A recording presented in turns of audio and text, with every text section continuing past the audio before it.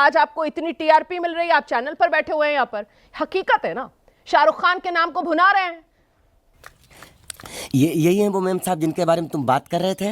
नहीं नहीं नहीं नहीं नहीं, अब ये भी एक नहीं, तो उसकी वजह से मुझे विवादित बयानों टीआरपी को मिल गई। लेकर तो पुरानी, बिल्कुल उसकी मैं वजह कह से रही हूँ, मुझे रोटी लगातार मिल आप गई, सुर्खियों में रहते उसकी हैं। वजह से मुझे पहचान मिल गई, वाह, उसकी वजह से मुझे भारत की नागरिकता मिल गई। अगर मिस्टर केकेआर नहीं होता तो मैं तो भूखा मर जाता। क्या बातें कर रही हैं आप?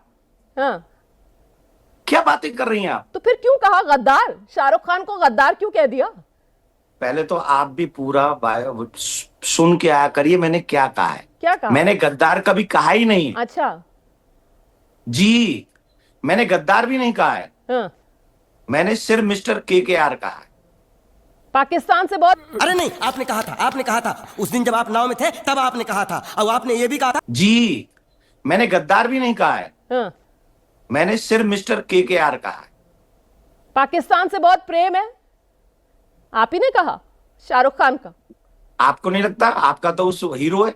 हाँ, नहीं मुझे तो नहीं आपको लगता, नहीं लगता मुझे कि तो आपका लगता है हीरो किससे हिंदुस्तान प्यार से मोहब्बत करता है शाहरुख खान। मुझे तो आपको यही नहीं लगता है, लगता? जो आदमी चक दे इंडिया, जो आदमी स्वदेश, जो आदमी पठान, जो आदमी जवान, ऐसी फिल्में जो बनाता है, मुझे तो वो क्या? देश प्रेमी लगता है सर। मुझे तो नहीं लगता वो, सही। मुझे तो लगता है उसको हाँ, हिंदुस्तान से मोहब्बत है। उसके दिल में आपको क्या हिंदुस्तान जो लगता है है रोमाना वही जी? जाते सोते आप- सिर्फ और सिर्फ हिंदुस्तान की माला जपता है, मुझे तो ये लगता है। आपको सिर्फ मुसलमान आप कर रही हैं। मैंने एक भी बार मुसलमान और हिंदू नहीं कहा। और आप जब से आई हैं सिर्फ और सिर्फ उसी मूड में आई हैं कि मैं ऐसा बोलूं, लेकिन मैं ऐसा नहीं बोल रहा हूं। मेरा दर्द सनातनियों को है, बांग्लादेशियों में हत्या हुई है उसको है। मेरा दर्द वो 6 वर्ष की बच्ची है जिसे जिंदा जलाया गया है। मैं आपसे सिर्फ पूछ रहा हूं, ईमानदारी से आप बताइए, आप रोमाना खान है या हसन, ईमानदारी से बताइए, वो जब जिंदा जलाई गई 7 साल की बच्ची और वो तमाम बच्चियों के साथ दुष्कर्म हुआ और मंदिर तोड़े गए, आपको दर्द नहीं हुआ? ईमानदारी से बताइए। अब मैं अच्छा, आप बोलूं, बताइए, ईमानदारी से सुनेंगे आप?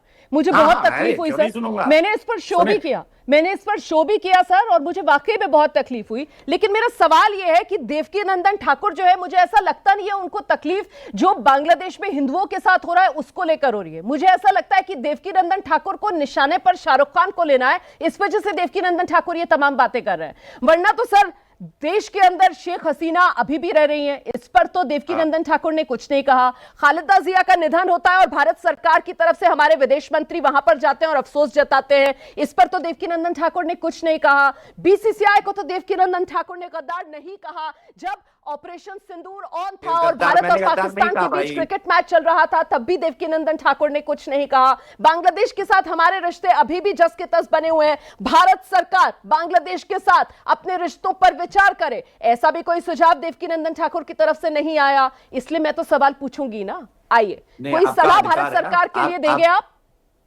आपका अधिकार है, आप प्रश्न करिए, लेकिन मुझे आपसे एक और प्रश्न आपसे ही करना है। एक प्रश्न जी, मेरे प्रश्न का जवाब तो दे दीजिए पहले, मैं दो उसके बाद पहले मुझसे मेरे प्रश्न को कर लीजिएगा। जब आप मेरे प्रश्न का उत्तर देंगे ना तो आपको उत्तर मिल जाएगा। आप अच्छा। सिर्फ इतना बताओ, आप सिर्फ एबीपी न्यूज चैनल पे अधिकार चलाती हैं, आप न्यूज चला सकती हैं कि सारे चैनलों पे आप अधिकार चला लेंगे?